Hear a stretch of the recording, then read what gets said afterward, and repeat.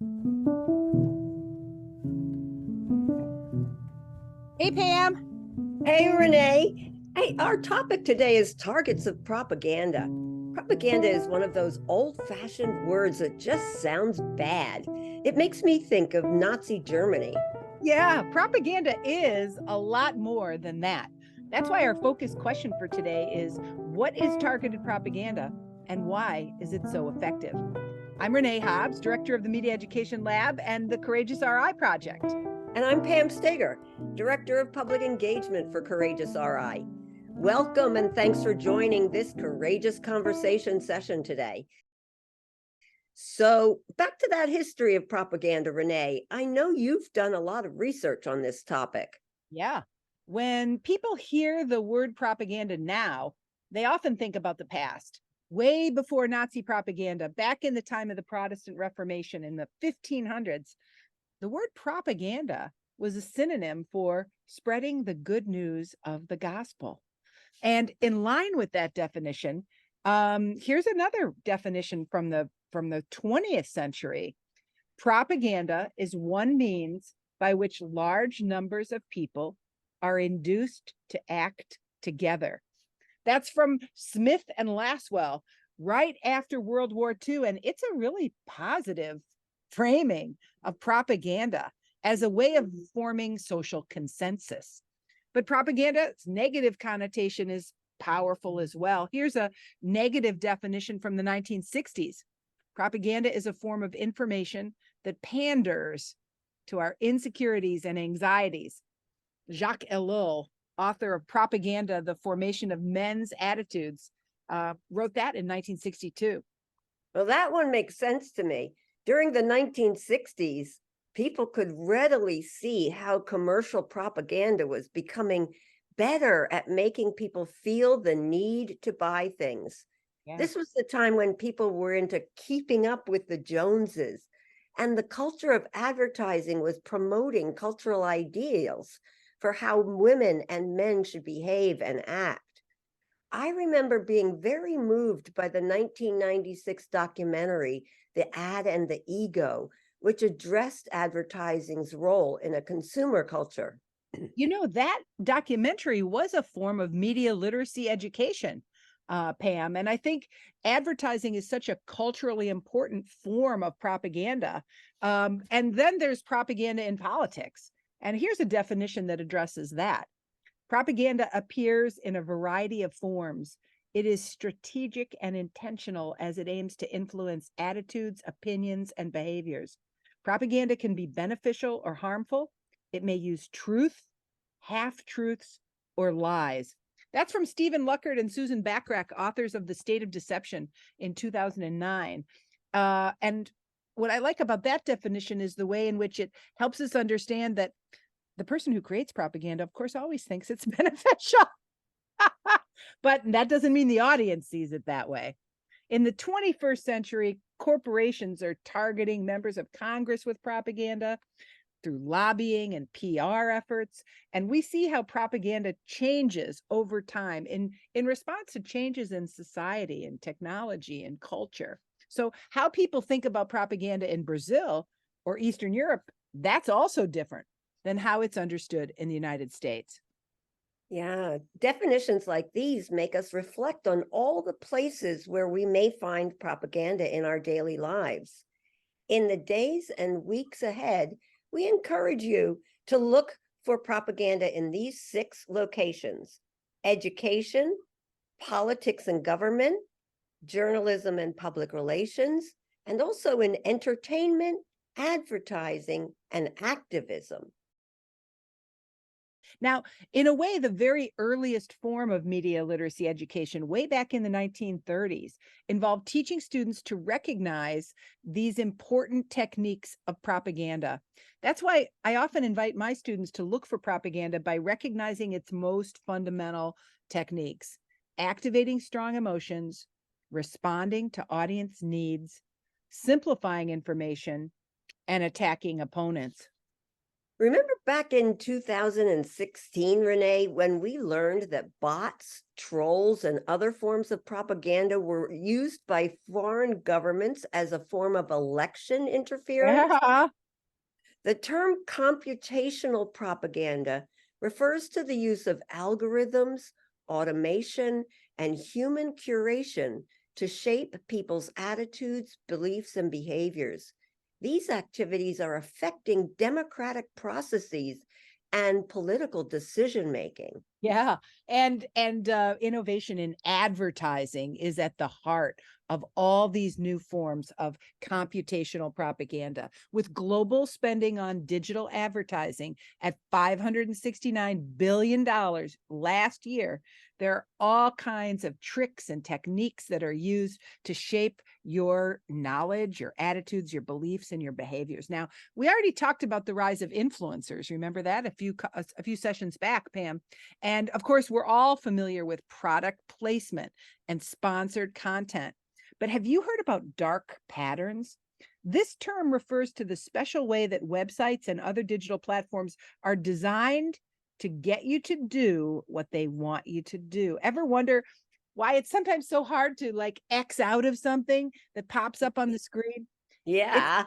designed to be hard to find. I first read about dark patterns in the New York Times.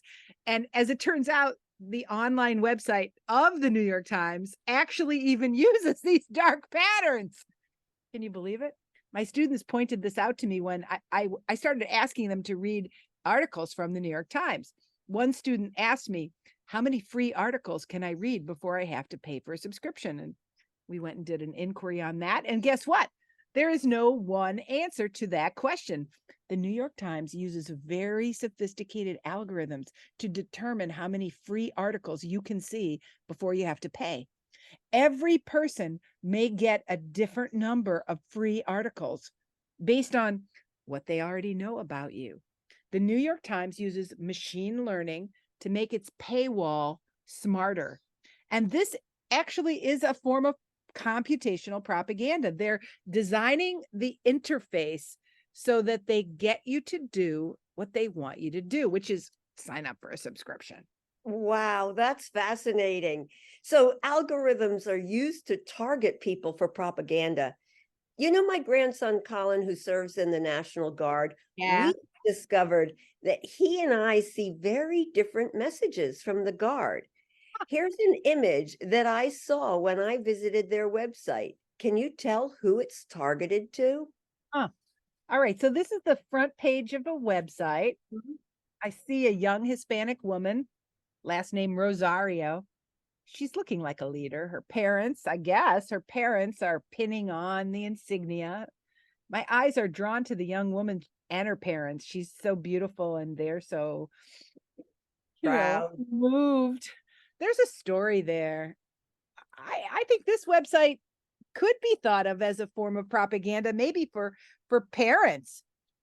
Yes, this image activates strong emotions of pride associated with service to one's country, and it will be particularly appealing to Hispanic young people and their parents. They want you to become more interested in signing up for the Guard. Depending on your point of view about military service, you might see this website as beneficial propaganda, or you might see it as harmful. And certainly we recognize that this image functions as propaganda, right? To persuade you to be interested in joining the National Guard. Now, did you know that the National Guard is also using dark patterns to get people to join? Yeah, in Georgia, they're right now doing a test of something called geofencing. At 67 high schools across the state, they're trying to reach teens with ads urging them to enlist. They're using location tracking on your phone and monitoring individual students' phone activity to deliver ads within a 1 mile radius of every public high school. Kids are going to see the ad when they're using Instagram, Snapchat, TikTok, music apps, streaming sites. Students are the target audience for this campaign, but the Georgia National Guard is also interested in reaching school counselors, teachers, parents. because those people are influencers that sway teens in their decision-making processes. And it's not just the government that's doing this kind of dark patterns, this kind of propaganda. Geolocation targeting is used by many companies, like Walmart and IHOP, the International House of Pancakes. They design special ads that pop up on your cell phone if you're within, 500 feet of a church on Sunday morning, because after church, you might want to go to Walmart or get some breakfast. And personal injury attorneys, I was so freaked out by this. They use geofencing around hospitals to recruit new clients. So, you get injured, you break your leg, and the lawyer ads start popping up. Most of us Wow. don't even know that this is happening. Wow, that's a new form of ambulance chasing, right? Right. So, is geofencing beneficial or harmful? Well, this is clearly a judgment call. There's no right or wrong answer. Geofencing can be seen as a form of manipulative propaganda because you're not aware that you're being algorithmically targeted. But it can also be seen as beneficial because the advertising you see is likely to be seen as relevant to you. Great point. And I love how you balanced out. You see the pros and the cons. There's no one right answer there. That's why I always say propaganda is in the eye of the beholder. I might see a website, a news story, a tweet, or a meme and think, that's propaganda. They're trying to influence my attitudes, beliefs, and behaviors. But you might look at it and say, it's just funny. At our Mind Over Media Gallery on the Media Education Lab website, we've created an interactive gallery of over 3,500 examples of contemporary propaganda from all over the world. There are public service announcements, news stories, YouTube videos, images, memes, social media posts, you name it. Anyone from anywhere in the world can upload an example of something they think is propaganda. And then anyone can make a ratings judgment answering the question, is this beneficial or harmful propaganda? Hey, take a look at this one that was posted to our website. As you can see, it's a political cartoon. It shows an elderly veteran in a wheelchair being wrapped up in red tape. And it says, POW, prisoner of wait list. This is a form of propaganda. I would call it somewhat beneficial because it raises awareness of a real social problem. Pam, how do you interpret this? Is it beneficial or harmful from your point of view? How would you rate it? Well, actually, because I worked at the Providence VA Medical Clinic in their research department, I find it harmful. I know the wait times for veterans in many places are ridiculously long, but at least when I was there, Providence always got a very high rating for their service. Any VA employees who are giving their best efforts might see this as harmful. Great point. So propaganda is in the eye of the beholder, and we all really benefit from learning about multiple interpretations. When you share your interpretation with me, that makes me become aware that my interpretation is shaped by my existing knowledge or lack of knowledge. Let's take a look at another one. This one's a meme, and it's in Spanish. Pam, what do you notice about this meme? Well, I am definitely not the target audience for this message, although I did spend some time in Costa Rica and know a bit of Espanol. So I know that the title is The New Normal, and the sheep's t-shirt says Obey. I Hmm. assume that NWO stands for New World Order, and the 5G and COVID chip points are other conspiracy theories. But I hope I'm interpreting the mask wrong. Does it say slave muzzle? Ooh, I'm not sure. Let's use the media literacy smartphone to analyze this meme. I would push the reality check button on some of these conspiracy theories to research and learn more about the conspiracy theories that are circulating among Hispanics these days. Oh, okay. I see these buttons. There's reality check, private gain or public good, what's left out, values check, read between the lines, stereotype alert, solutions too easy, and record save for later. These are great. I could also apply the reality check button to comment on the truth or falsehoods in this media message. There are some features of the new normal that ring true, like the brain block of negative feelings that can leave people feeling paralyzed. But other things are just not true. Is Canal para Vacunas referencing a special port for inserting vaccines? Yeah, that seems crazy. Looking at this message, I can apply, the private gain or public good button. I'm wondering, why was this message created? Is this a public service warning message? Is it a joke?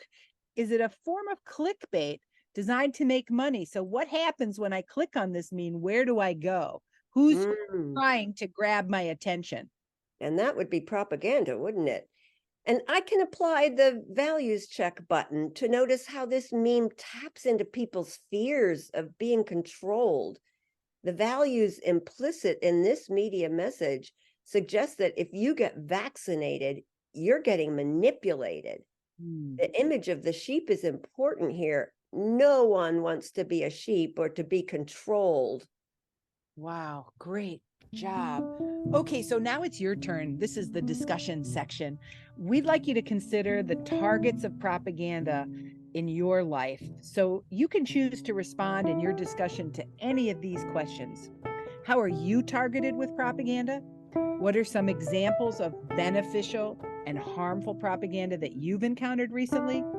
How do you recognize the difference between beneficial and harmful propaganda?